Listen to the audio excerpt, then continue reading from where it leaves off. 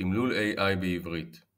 כך נראה תמלול אוטומטי של שיחת טלפון בין שני אנשים, לאחר שהאלגוריתם המדהים הזה סיים את עבודתו. כמו שאתם רואים, יש פה חלוקה לדוברים. יש חתימת וחותמת הזמן, באיזה שנייה מהשיחה נאמרו הדברים שמתחת.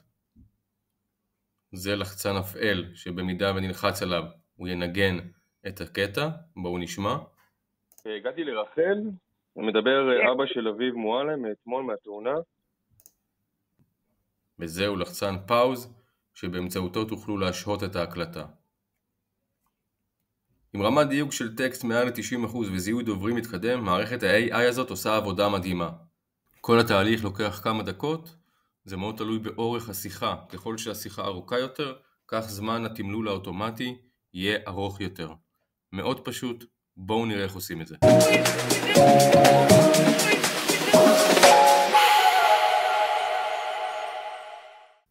אחרי שיצרתם את החשבון שלכם, שם קיבלתם 30 דקות במתנה, אתם מגיעים לעמוד הזה.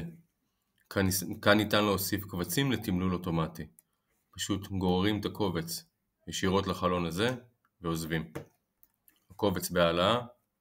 כאן בוחרים את שפת השיחה, עברית.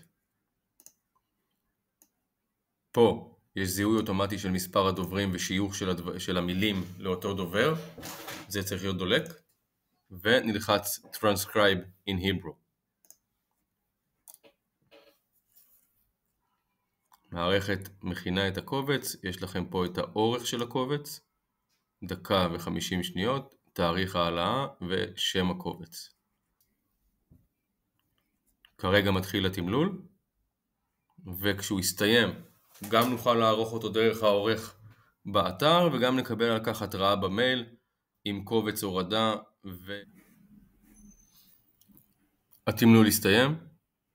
קיבלנו על כך התראה במייל, מפה ניתן להיכנס לעורך.